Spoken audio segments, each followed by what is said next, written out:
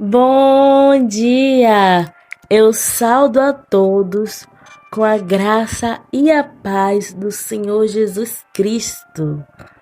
Eu agradeço a você por me dar essa oportunidade de falar com vocês o que o Senhor Deus tem colocado em meu coração, né?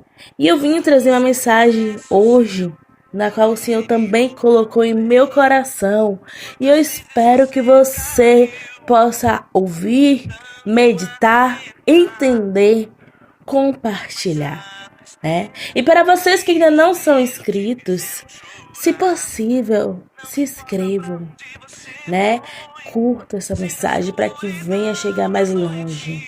E se você, meu amado e minha amada irmã, chega até o final da mensagem, comentem amém. Porque o Senhor, Ele não desiste de você e Ele está hoje aqui querendo falar com você. Você crê nisso? Então venha ler esta mensagem comigo, né? Vamos ligar agora, nesse exato momento, ao trono do Senhor, porque mais um mês se iniciou e Ele assim permitiu, né? Toda honra e toda glória venha ser dada a Ele.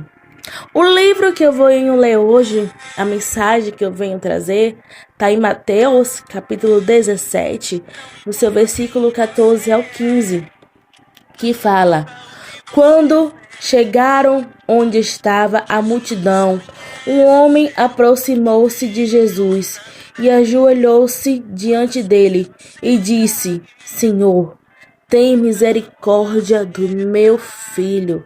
Ele tem ataques e está sofrendo muito. Muitas vezes cai no fogo ou na água. Glória a Deus, louvado seja o seu nome. Aqui essa passagem fala de um pai que pedia misericórdia ali pelo seu filho que estava endemoniado, né? E ali era uma experiência na qual ele estava enfrentando. Todos nós temos nossas experiências de estar nos momentos bons da vida, né? Que são os topos da montanha, mas também não podemos viver só disso. Como esse pai estava passando por um momento ruim. Ao pé de cada montanha da vida, geralmente há um vale. Depois que Jesus foi batizado no Rio Jordão, o Espírito veio sobre ele na forma de uma pomba. E Deus Pai disse: Este é meu filho amado, em que me agrado. Está lá em Mateus 3,17. E imediatamente depois disso, na Bíblia nos conta que ele foi para o deserto, onde foi provado pelo diabo. Então, para Jesus, depois da pomba, veio o diabo imediatamente para ali tentá-lo. Depois do topo da montanha, veio o vale para o Senhor.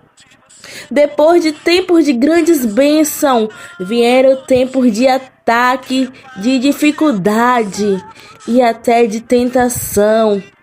Aguardando ao pé da montanha ali, depois da transfiguração de Jesus, estava um grande desafio na qual ele enfrentou, né? Aqui eu acabei de ler que o pai trouxe o filho possuído de demônios para Jesus.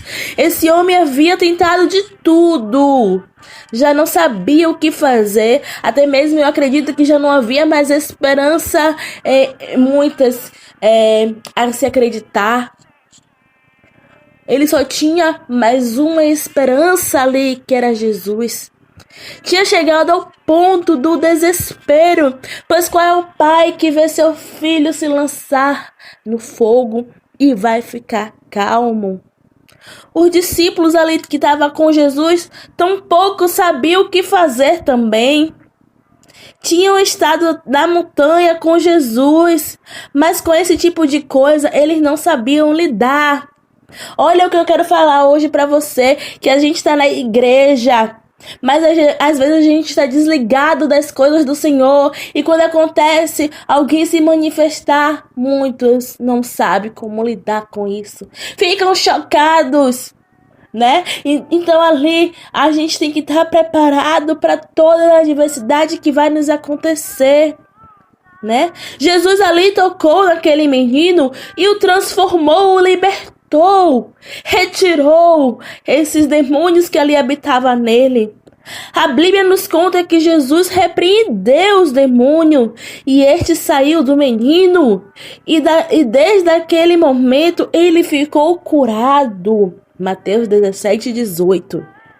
Emily, eu gosto de falar os capítulos e os versículos para que você possa compreender comigo o que Deus está falando com você, né? O que eu quero te dizer é que não podemos viver no alto da montanha para sempre. Temos de descer aos vales. E é aí que as grandes lições da vida são aprendidas. Não é necessariamente de mais experiências no alto da montanha que a vida cristã precisa. É de mais obediências cotidianas e que estejamos andando por fé, não por sentimentos. Um dia Jesus virá nos buscar, amada igreja. Não haverá mais tentações nem pecado esperados, agidos por nós. Chegamos finalmente ao topo da montanha e nunca o deixaremos, né? Lá em Marcos 9, em seu capítulo 5, 6, Pedro disse a Jesus: Mestre, é bom estarmos aqui. Façamos 3 tendas, uma para ti, uma para Moisés e uma para Elias. Ele não sabia o que dizer, pois estava apavorado. Assim somos nós, quando chegamos ao topo da montanha e precisamos descer para o vale. Às vezes não sabemos o que dizer para Jesus e ficamos apavorados. Ficamos ali mediante quando alguém fala que Jesus está voltando, ficamos amedrontados, pois sabemos das escolhas que temos diariamente, né? Às vezes eu e você podemos cochilar em momentos inapropriados, por exemplo, na igreja. Podemos ser pegos dispersos ali da palavra, mas dessa mesma forma também podemos ser pegos em sonolência espiritual. Dormimos quando devíamos estar falando de Jesus. Dormimos na hora de vigiar. Na hora em que Deus nos chama para nos prontificarmos perante a Ele. Eu acho incrível que Pedro, Tiago e João estavam dormindo pelo sono, enquanto Jesus transfigurado conversava com Moisés e Elias. Está lá em Lucas, no capítulo 9. E como se isso, meu amado irmão e minha amada irmã, não fosse ruim o bastante, Pedro decidiu dizer algumas palavras. Mestre, é bom estarmos aqui. Façamos 3 tendas, uma para ti, para Moisés e uma para Elias. A Bíblia nos diz, né, que a razão de Pedro ter dito isso não foi porque ele estava ali sem ter o que dizer, mas sim porque ele ficou apavorado e não sabia o que falar. Ele não sabia o que responder para o Senhor, né? Quando eu e você não sabemos o que falar perante ao Senhor, é melhor a gente ficar de boca fechada. Assim também, como a gente não sabe o que falar para os nossos irmãos, é melhor a gente ficar de boca fechada para não magoar, né? Para não abater. Do contrário, provavelmente, a gente pode dizer algo inapropriado para certos momentos. Mas eu venho aqui também falar que Pedro, né? Ele estava ali nervoso. Então, ele teve um momento de dizer aquelas palavras, pois ele ficou apavorado. A palavra-chave que eu venho trazer da palavra que Pedro falou é aqui. Porque ele falou que era para fazer as 3 aqui. As 3 tendas aqui, né? Então, por que Pedro queria construir 3 tabernáculos na montanha onde Jesus estava transfigurado? Pedro quis dizer ali, só que ele não soube usar a palavra correta, foi: Senhor, É aqui que o Senhor deveria estar, irradiando a sua glória com Moisés e Elias no topo de uma montanha, e não falando sobre prisão e morte. Aqui é onde você, Deus, deveria ficar. Vamos ficar aqui e nos banhar da glória divina. Esqueça as necessidades no pé da montanha. Vamos ficar aqui. Era isso que Pedro queria expressar com a palavra de armar aquelas três tendas naquele momento. Só que ele ficou nervoso e não soube usar as palavras certas. Assim somos nós, quando queremos e almejamos algo e a gente fica nervoso ao conversar com Deus pelo fato de não ter intimidade com Ele. E não sabemos colocar as palavras certas, não sabemos conversar e se expressar perante a Ele.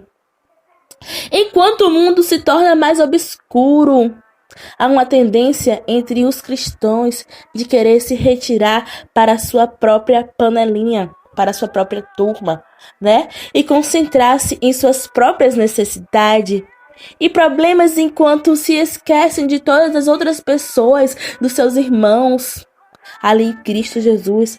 Mas aqui está o que devemos lembrar. O nosso objetivo não é nos isolarmos, mas nos infiltrarmos para fazer o ID do Senhor Jesus. É aí onde as pessoas estão e influenciá-las a conhecer esse Deus maravilhoso. Pedro, Tiago e João tinham visto como Jesus foi transfigurado diante de seus olhos. Não só isso, mas apareceram também, como eu falei, Moisés e Elias. E Jesus teve uma conversa com eles, mas Moisés e Elias logo depois foram embora, né? Lá em Marcos 9, como eu li, repetidamente, quando olharam ao redor, não viram mais ninguém a não ser Jesus. Outro recado de Deus hoje.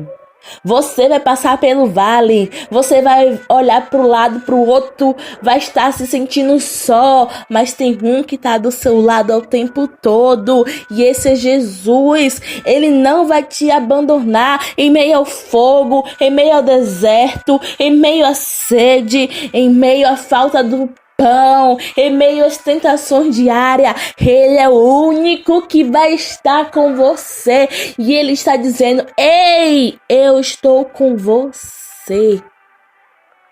Aleluia, glória a Deus. E quando tudo acabou ali, estava Jesus, lembrando-nos de que Ele é tudo o que precisamos. Não precisamos da lei e de Jesus, porque Jesus cumpriu toda a lei. Não precisamos de sacramentos e de Jesus.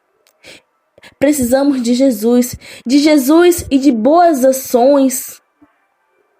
Se você realmente conhece a Jesus, as boas obras serão uma consequência na sua vida. Ah, Emily, como eu conheço Jesus? Prazer, Jesus. Meu nome é Emily. Eu estou aqui. Eu quero contar os meus defeitos. Eu quero contar as minhas falhas. Eu vim aqui conversar com o Senhor como amigo, pois o Senhor é o meu abrigo. Esses são os meus pecados. Converse com Ele. Tenha intimidade com o Senhor. Faça a sua face perante a Ele ali no pó. Oh, glória a Deus. Louvado seja o nome de Deus, né? Obras que eu vim te dizer, meu amado irmão, não salvam uma pessoa, mas são uma boa evidência de qual uma pessoa está salva. Se você é realmente um seguidor de Cristo, haverá resultados evidentes em sua vida. Precisamos de Jesus. Isto é verdade. Esta é a verdade, não apenas para a salvação, né, na qual muitas pessoas aceitam a Jesus por medo de ir para o inferno, mas precisamos de Jesus para a vida em geral. Quando você passar por uma crise, eis do que você precisa: de Jesus. Quando você tiver com ansiedade, não é de remédio que você precisa, é de Jesus. Quando você estiver doente, é de Jesus que você precisa. Quando você se sentir em meio a lamentações, é de Jesus que você precisa. Amigos vão te ajudar ali, a família irá ajudá-lo, mas Jesus pode trabalhar através desses amigos e familiares. Mas às vezes os amigos vão lhe decepcionar, sim, e a família até pode lhe deixar triste. Às vezes os conselhos que seus amigos familiares vão lhe dar para tentar lhe ajudar vão na verdade lhe causar mais dor. As pessoas vêm até a mim, né, e dizem: Emily, eu perdi um ente querido, eu perdi alguém que eu amava. O que é que eu posso fazer? Há um livro que eu posso ler, né, para eu distrair a mente? Uma pessoa veio a mim e falou isso. E falou assim: existe alguém com quem eu deva falar? Há livros que posso ter de recomendação sua e coisas que você pode me dizer, Emily. Eu podia, falar ali, acalmar aquele coração, confortá-la. Mas o conforto que ela precisava era de Deus. O livro que ela precisava ler era da Bíblia. Com quem ela precisava falar era com Jesus. O que eu podia realmente ter falado a ela: sabe do que você está precisando mais agora, no hoje, no amanhã e para sempre? Você precisa de Jesus. Você precisa inclinar-se para Ele, precisa confiar nele, precisa agarrar-se a Ele. Isso é o que você precisa. Só Jesus vai fazer você enfrentar essa dor. Só Jesus vai fazer você enfrentar essa situação. Só Jesus pode curar um coração partido. Só Jesus pode lhe dar força para ir em frente. Lá em Hebreus 9:28, assim também Cristo foi oferecido em sacrifício uma única vez para tirar o pecado de muitos, e aparecerá segunda vez, não para tirar o pecado, mas para trazer a salvação aos que aguardam. Quando você entender que você precisar de Jesus, você vai aguardar nele. E vai aguardar a alegria, vai aguardar a paz, a mansidão do Espírito, a sabedoria, a maturidade, porque tudo isso será acrescentado. Jesus foi entregue como um cordeiro mudo em sacrifício naquela cruz, para curar essa dor desse coração partido, dessa mente angustiada, disso que o inimigo tem feito você enfrentar, de toda pedra de tropeço, de tudo que quer levar você ao mar, aonde o Senhor fez você atravessar. Esse Egito na qual o Senhor fez você sair. Um dia o Senhor Jesus Cristo voltará. Grave isso na sua mente todos os dias que você acordar. Grave isso. Jesus está voltando. Mesmo que você tenha ouvido isso anos e anos. A Bíblia diz: Cristo foi oferecido em sacrifício uma única vez para tirar os meus pecados meus pecados e os seus pecados. Creia nisso, porque ele não morreu em vão. Ele morreu para voltar, mas ele deu a sua vida para nos tirar de uma vida de lamaçal de pecado. Ele entregou a sua vida para nos salvar. Será que somos dignos dessa salvação? Pare e medite nisso.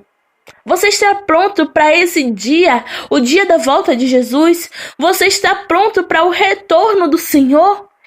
Oh, minha amada igreja, Ele está vindo para aqueles que crê, observam a sua trajetória e fazem igual. Faz o id e esperam com paciência nele e entende que a graça dele o basta. Você já colocou a sua fé hoje em Jesus Cristo? Você pode dizer que tem religião, aí qualquer uma que eu não sei, né? Budista, católica, espírita. Você pode fazer rituais, o que for. Tem moralidades, né? Aí afora, né? Que muitas religiões na qual eu não conheça. Mas essas coisas eu vou te dizer hoje, não irá levá-lo para o céu. Só tem um caminho, e esse caminho é Jesus, pois ele que te leva ao Pai. Somente ele pode te levar a Jesus. Você entende isso? Você está entendendo que somente ele é o caminho e a vida? Glória a Deus. Que mensagem linda o Senhor trouxe hoje. E eu venho pedir para você, né, que nesse exato momento, ore. Vamos fazer a oração que todo mundo conhece. Ah, Emily, por que você vai fazer essa oração? Porque todo mundo conhece. Então, foi a oração na qual o Senhor deixou para nós fazermos. Então, feche seus olhos aí, nesse exato momento. Se você estiver no seu trabalho, se você estiver em casa, no hospital, né? Feche seus olhos agora. Eu peço, né, que você venha ter reverência com o Senhor Jesus. É só 2 minutinhos e venha orar comigo. Louvado seja o nome de Deus. Glória ao Pai, glória ao Filho e glória ao Espírito Santo. Pai nosso que estás no céu, santificado seja o vosso nome. Venha a nós o vosso reino. Seja feita vossa vontade, assim na terra como no céu. O pão nosso de cada dia nos dai hoje. Perdoai-nos as nossas ofensas, assim como nós perdoamos a quem nos tem ofendido. E não nos deixeis cair em tentação, mas livrai-nos do mal, porque teu é o reino, o poder, a honra e a glória para todos sempre. Amém. Glória a Deus. Que você venha entender que o nome dele é santificado, que ele está com você, que entenda que a vontade dele seja feita acima da sua, pois a vontade dele é melhor. Ele te dá o pão diário todos os dias, e que você se permita a falar com ele dos seus pecados, para que ele venha te perdoar, e que você também venha perdoar aqueles que tenham te ofendido. E se afaste da tentação, pois ele te livra de todo o mal. E assim eu agradeço. Que Deus abençoe você.